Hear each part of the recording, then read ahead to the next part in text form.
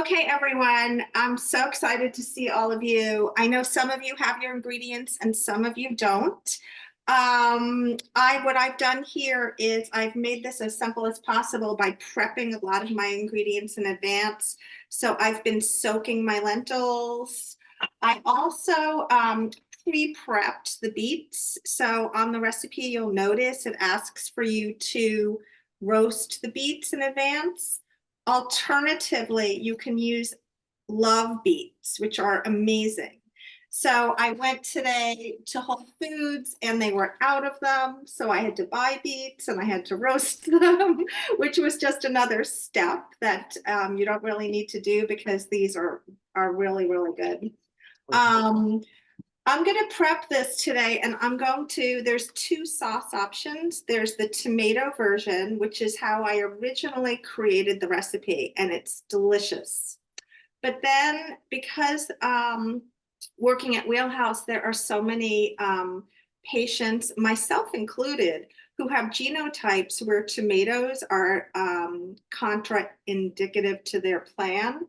I wanted to try the recipe using a tomato sauce that didn't have tomatoes in it, that was made from beets and pumpkin. So I tried that version and I actually honestly like it better. So, and I love tomatoes, even though they're really not beneficial for me to be eating. And this version is absolutely delicious. So I'm going to get started here. I have like I said, I have the lentils soaking. I'm going to start my burner and I'm going to start the prep for the sauce. I'm putting the burner on medium. Lentils are an amazing source of protein. They're actually a legume, which means that they're actually a pod, like a soybean is or a chickpea. They're loaded with protein. 1 cup of cooked lentils contains 18 grams of protein, which is pretty nice, 16 grams of fiber, and 40 grams of carbs. So they are a little, higher on the carb scale, but because you're putting in so many, you're adding in so many other vegetables and ingredients, they're not going to carry as many carbs as they're not high glycemic. They're a low glycemic carb. So you're going to burn them slower. And with all the vegetables and the onions and the other ingredients, that's going to like spread out the carb load in the lentils. They're super high in fiber. They're super nutrient dense, high in folate, iron, potassium, and polyphenols. And they also, when you cook them, form what's called a resistant starch. So if you're not familiar with resistant starches are they're a fibrous starch that when it's in your digestive tract, it doesn't break down easily. So it creates a really good food source for the good bacteria in your gut. So it's really great, a really great food source for that good bacteria, and it helps create a nice microbiome flora. I'm going to go ahead and add a little olive oil. We like to heat the pan before we add the olive oil. Olive oil is a great basic oil to use for cooking because it takes a high heat nicely. So you can use it pretty much for everything. I've already chopped my onions here, so I'm going to go ahead. The recipe calls for, I think, 1 medium onion. I've already chopped them. Can you help me with pan sizes? Hard to tell. Okay, so this is a Le Creuset. It's a pretty large, it's my largest pan. This is what I'm using for the actual lentil dish. And then I have another pan here, which isn't as fancy, and that's going to be for the sauce that I'm making, for the beets. So I've just added the onions, and I'm just going to have to let those sweat and cook for a little while. Onions are also a really good food source for your GI tract. Highly recommend cooking with onions and garlic when you can. So I'm just going to let those cook. I don't know if you can see from above, I'm just kind of stirring them a little so that they don't burn. I don't want the onions to brown. I want them to just get kind of golden and translucent.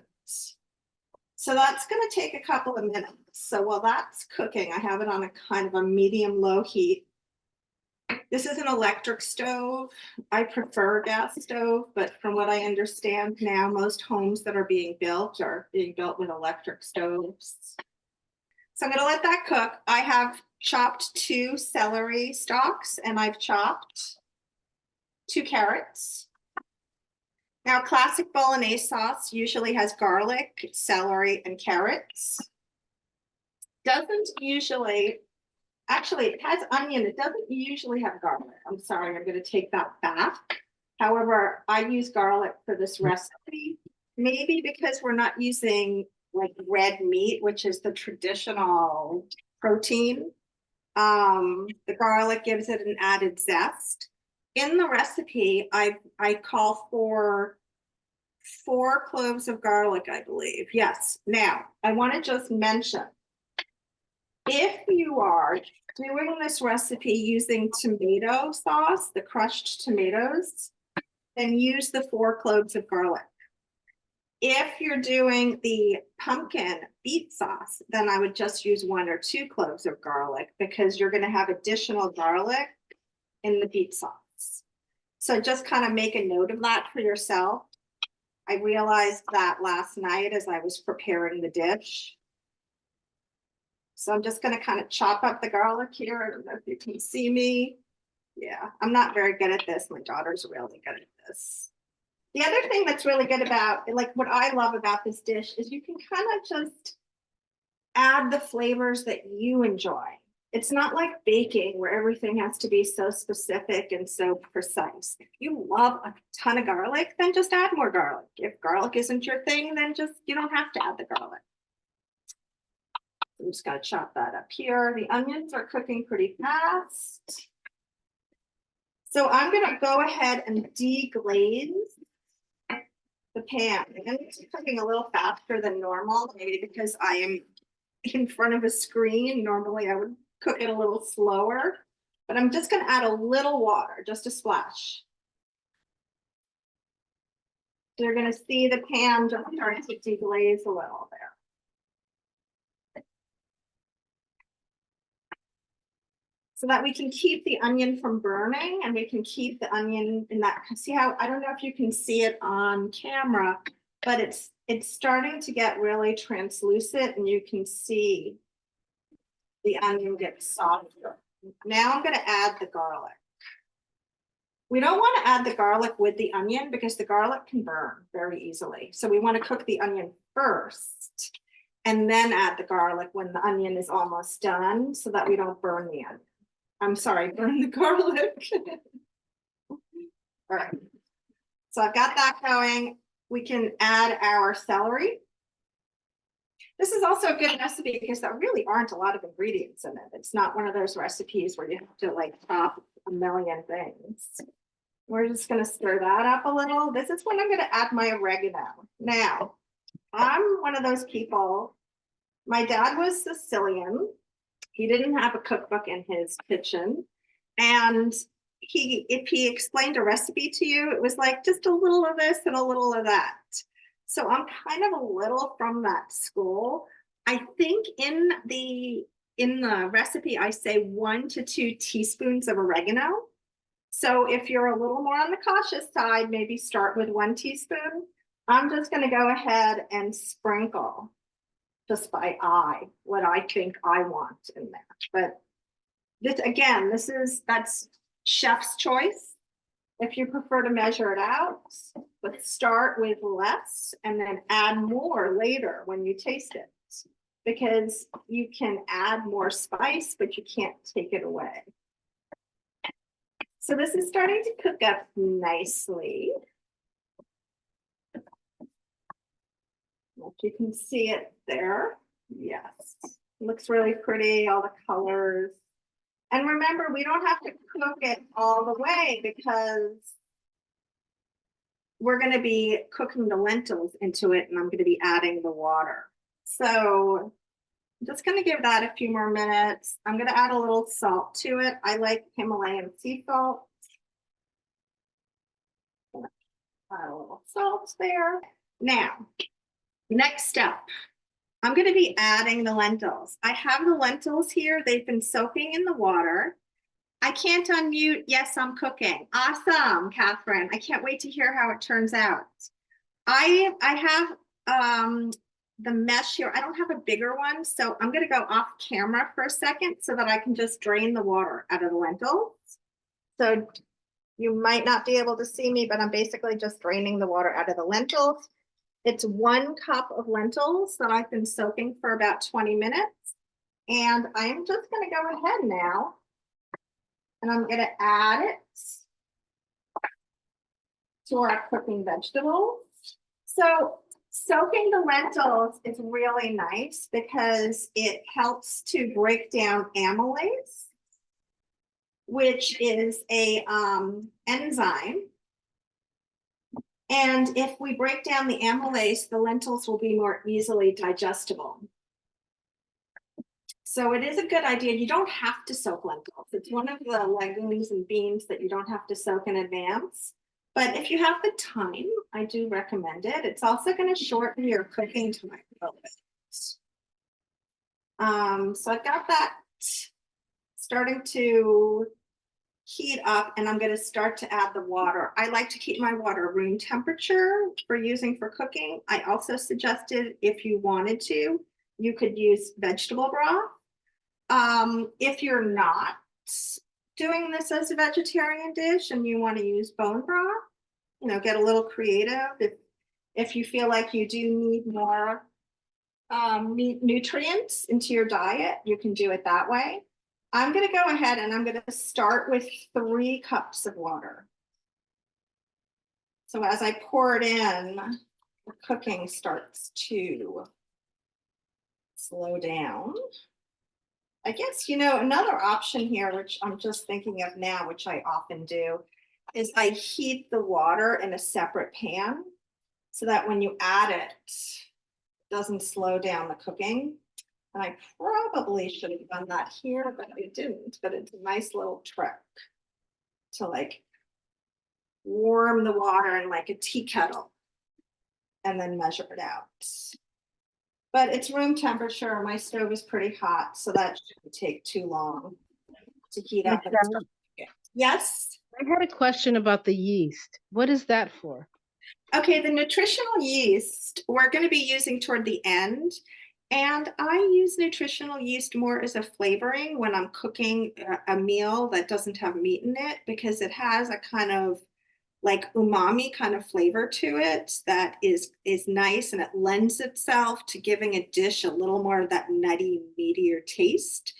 I picked up active dry yeast. That's not the same thing.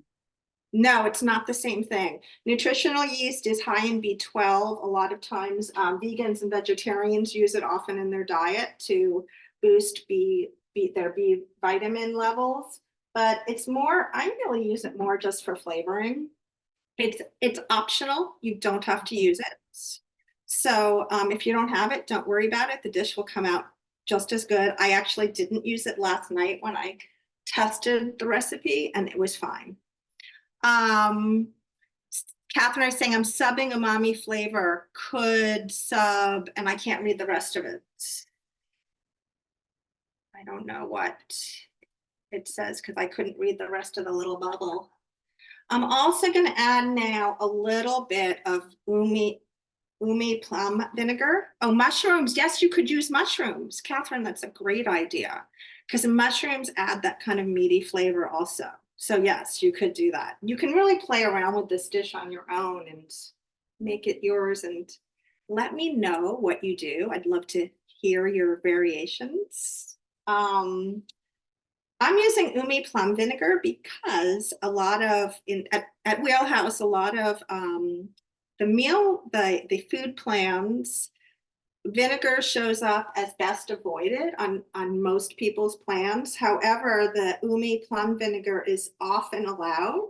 So you have an option here. You could use balsamic vinegar if you wanted to, but I'm going to use the plum vinegar, and I'm just going to add a tablespoon.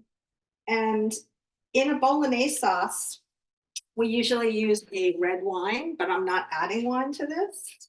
So instead, I'm using the vinegar as an option to give it that little bit of that fermented kind of bitter taste. So this looks pretty good now. So you can see it's going to start cooking. I actually probably owe it another cup of water, but I'm going to let it cook, see what happens. And then I'm going to move over and we're going to start the sauce. The sauce is so easy. You're going to be shocked how easy it is. So I'm going to heat this pan and we're going to add another onion. I didn't really wait for it to heat, but go ahead and do that. And then I need the onion. Where's my onion? I have two. It's in the fridge. You're hiding my ingredients. Thanks. My sous chef hid the onion in the fridge. Okay. So I might not even use the whole onion. I'm actually just going to use a portion of it and let that start cooking. So we're going to let the onion do the same thing. We're going to let the onion just kind of, what we call like sweat or kind of melt. I think of it as more melting and softening. And today's onion was a crying onion. It was one of those onions, you know how when you buy an onion, sometimes it like doesn't have any smell and you can like chop it and you're fine. Today's onion, it was like tears. No, it was just like this onion that just was very powerful. So I assume it's going to have a strong flavor. And that's why I'm using less here. And I don't know if you're going to be using a food processor or a blender. I'm going to use a blender. Into the blender, I have half a can, which is 3/4 cup of pumpkin puree. Alternatively, if you can't find pumpkin for whatever reason, you can always use like a butternut squash and you can roast it and puree it. And it'll create that same kind of pumpkin-y taste that we're looking for. So I just need a spoon here. Pumpkin's awesome. It's super high in vitamin A, super high in antioxidants. Anytime you see a vegetable that's orange, it's usually high in vitamin A. So we're going to put that in. And then I'm not going to use all my beets. I'm just going to use maybe 3 of them. Let's see here, this one, that one. I think one of these I cut in half. Now beets are a super, super, super food. One of the things they do is that they help your body produce nitric oxide.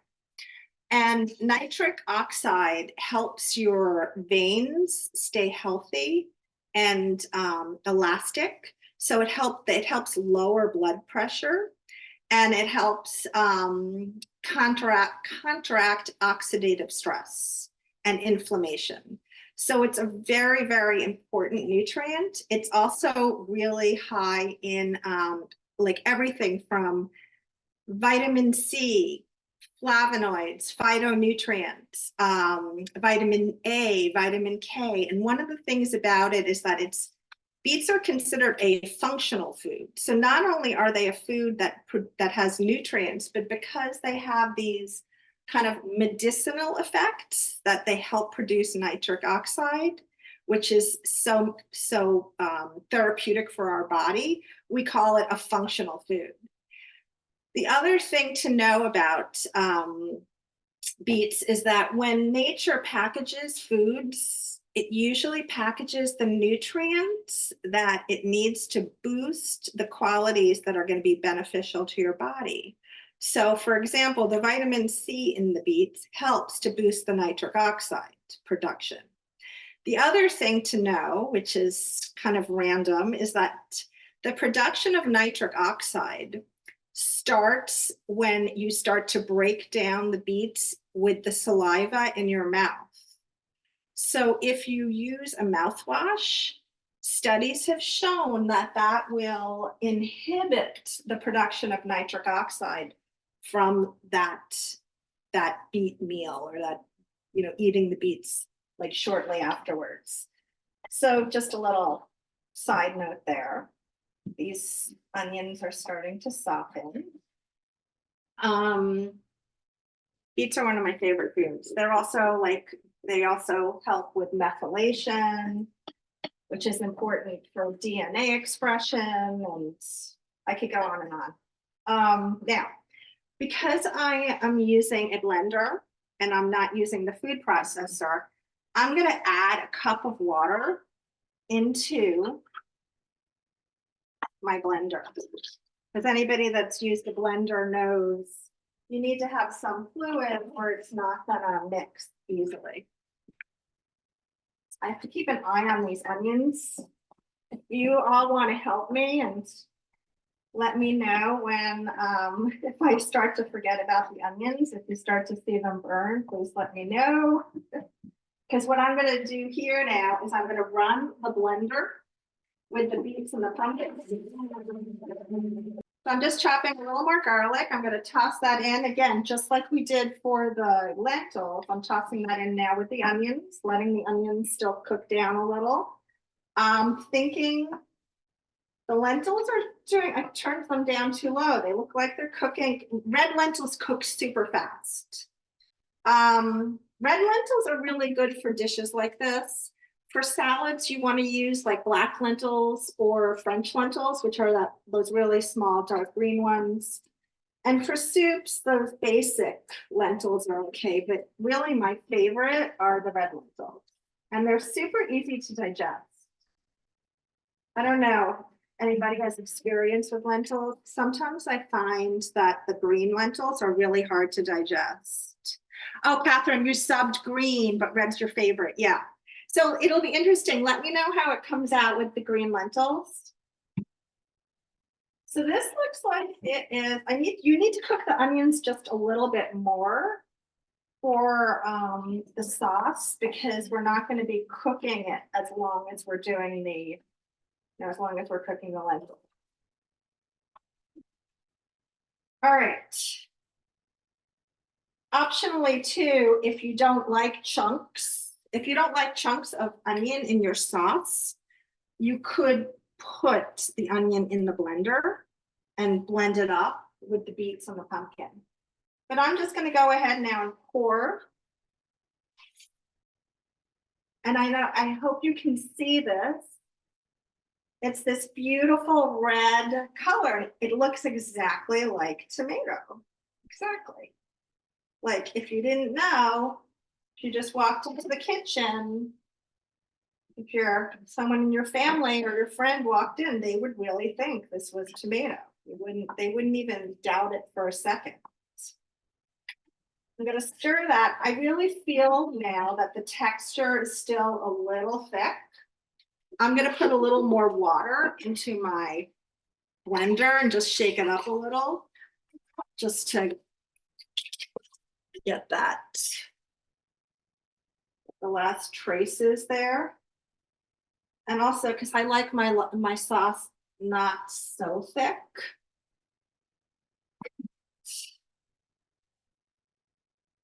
So now we're just going to let this cook, and we need to add a little salt to it.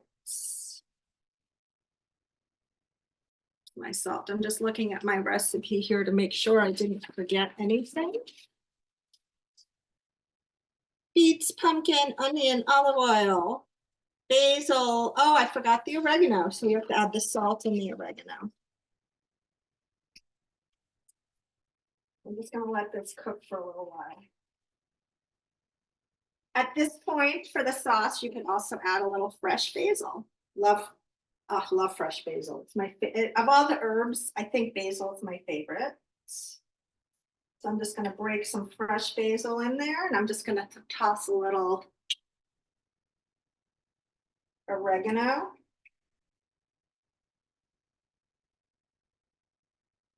So bolognese sauce is actually in my house. It's one of my favorite recipes for my kids. They love bolognese sauce. But now that my kids are out of the house and, one's in college, one's living in the city, I don't like preparing like a meat dish just for myself. I'd much rather eat a little lighter. I'd much rather eat, more plant-based. And that's how I created this recipe, because I was looking for a way. I missed those nights, those pasta bolognese nights, and I wanted to try to find a way to still prepare the bolognese sauce without having to use sirloin and meat. So I'm going to start. I don't know if this is even going to heat up fast enough because I'm going to move this burner actually over here. Put this here because as you can see, I have a very big pasta pot. If you all are preparing your meal, I would definitely start boiling your pasta water about now. You might want to check your lentils and see if they're definitely starting to cook. I think I used 3 cups of water. I'm not going to add that last cup of water because they really look like they're starting to get mushy, and I definitely don't need more water. I'm going to let them cook a little while longer. And I've got my pot here heating up for the pasta. Now, pasta is another whole conversation because some of us don't eat gluten. And gratefully, there are so many amazing gluten-free options. Pastas with brown rice and quinoa. There's even lupini bean pasta. I have here. Chickpea pasta. Mighty lupini bean pasta is an interesting option. I actually love just basic Italian durum semolina wheat pasta. I don't have any issues with gluten. And I will mention that I do find that buying a pasta that was made in Italy, I tend to feel less reaction than buying pastas that are made here. It's a different kind of wheat that's used. So if you do have a sensitivity to wheat from pasta, maybe try using an Italian-based pasta. Or obviously a gluten-free pasta made with another ingredient. So I'm now going to start to introduce the tomato sauce into our protein mixture, our lentil mixture.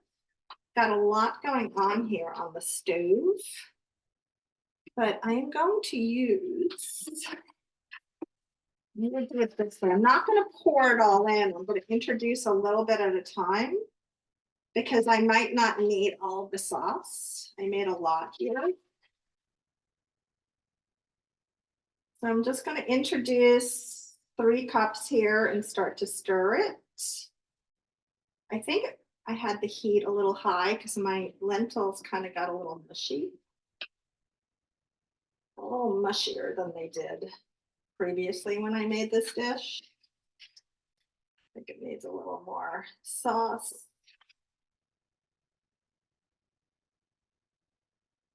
Down. Can you all see I'm like stirring the sauce in, and you can see it's turning into this nice kind of chunky sort of mixture of lentils and carrots and celery and the tomato sauce.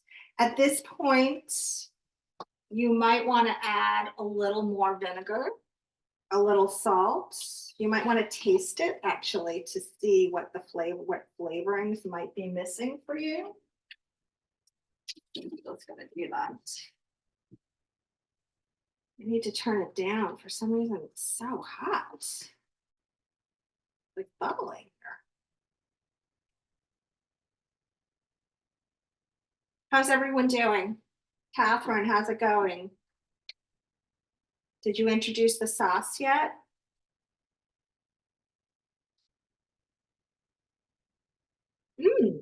Okay. See, that's fine. I don't think it needs more sauce. I can put this in a separate mason jar and save that for another pasta dish. if you're not using the sauce that I made, I highly recommend fire roasted tomatoes, crushed tomatoes. It gives it this really nice, smoky, strong flavor that's really good if you're not using meat for a bolognese sauce. And give me half a second here. I guess I'm going to use this nutritional yeast because the other one's not open. And I'm just going to, like I said, I measured it out, but I'm just going to sprinkle my nutritional yeast in here to give it that more deeper umami meat-like flavor. I'm going to add just a few more sprinkles of vinegar because I know I like it to be a little, like it have a little more of that kind of acidic, bitter flavor since we're not using the wine. And then I might add a little more basil. So here's your sauce. So it's, if you can see, it's got the lentils, add a bit of body to it, add a bit of weight and texture. The beet and pumpkin tomato sauce that we created together gives it that tomato sauce like vibe even. And when you taste it, don't tell your family that it's not tomato sauce and see what everyone says. You could at this point also add a little, because a traditional bolognese sauce has heavy cream. So you could add a little heavy cream. I really don't think you need to. And if you do eat dairy, you know, when you serve this on pasta, you can serve it with Parmesan, which actually will make it feel even more like a bolognese. My pasta water hasn't finished heating. That's going to take a little while, so I should have put it on sooner. But taste the sauce again and see how it's doing. So I'm not gonna.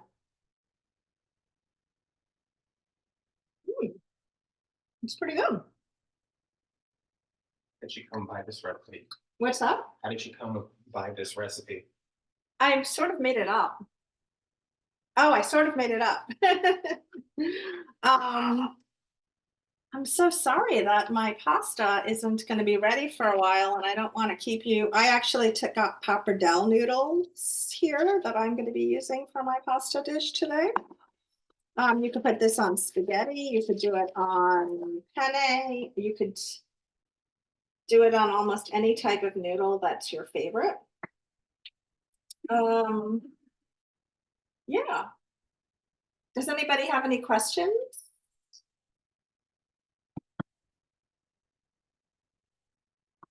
It's very sweet and quiet. Michelle, Yeah. hi, it's Jackie. So if you have a problem with lentils, is there any other legume you can use? You know, I haven't tried it with another legume. That's so I guess the thing about if you have an issue with lentils, like for example, I can't eat green lentils, but I can eat red lentils. Okay. And if you have a problem with lentils, probably you're going to also have an issue with other legumes and beans. Mhm. What I would say is to try to prepare the dish, but soak your lentils, maybe soak them for longer than the recipe calls for. Okay. And maybe soak them for an hour or two to Okay. see if you can break down, like I talked about, to like break down the what's that? Amylase?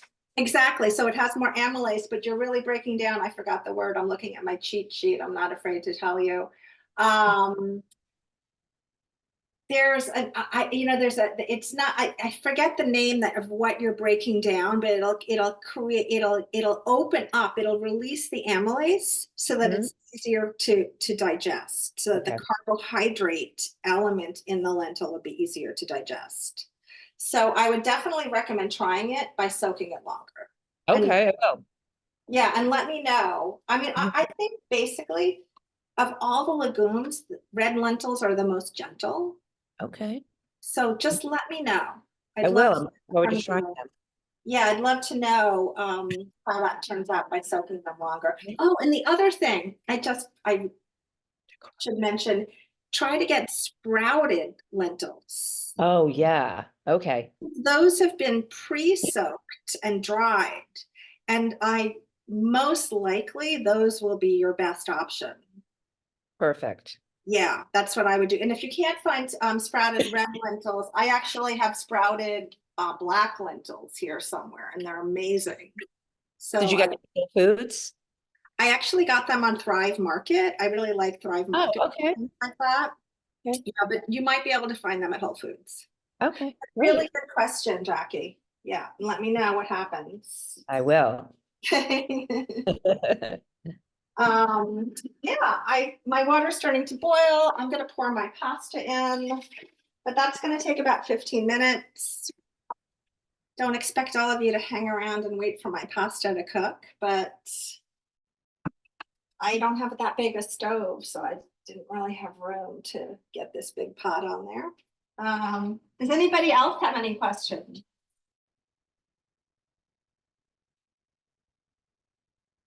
That was great. Thank you. Bye, Elise. I hope to see you Sunday. I'm still here. Hi, Catherine. How's it going? Well, I was behind, so I'm trying to catch up. That happens when you're following. I've made this recipe so many times now, and I know I moved a little fast. Where are you in the process? Sauce is ready to be warmed up or whatever, so it's out of this thing, having a moment. Awesome. And Awesome. I was way behind on putting the lentils in. So they're cooking. Pasta Okay. water's on. So I think I'm probably only about 20 minutes away from dinner. And that's perfect. If your lentils are still cooking and your pasta water is heating or your pasta's on, they're both going to be done at the same time. Have you made this for your kids? I have not made it for them. I'll have to do it when one of them's home. Yeah. Because every time they come home, they want meat. But I will, definitely. All right, everyone, I'm going to sign off here. We're going to try to do this series every first Monday of the month. I'm not quite sure what the theme is for our next class. I'm thinking it might be cooking with buckwheat or cooking with mushrooms, Nice. which are two kind of trending. Buckwheat's actually trending now in restaurants. Yeah. So I'd like to explore and be creative with ways to use it because it's an awesome food for people that can't tolerate gluten. Buckwheat is like one of those superfoods, just like beets. So it might be that. If you have any questions after we sign off, you know how to reach me. And I'm so happy that you joined us tonight. Thank you so much. Thank you. Oh, thank you. And yeah, let me know how it goes after you try the Good. recipe. I'd love to hear how you Okay. guys like it. Bye, Have everyone. a great night. Enjoy your dinner.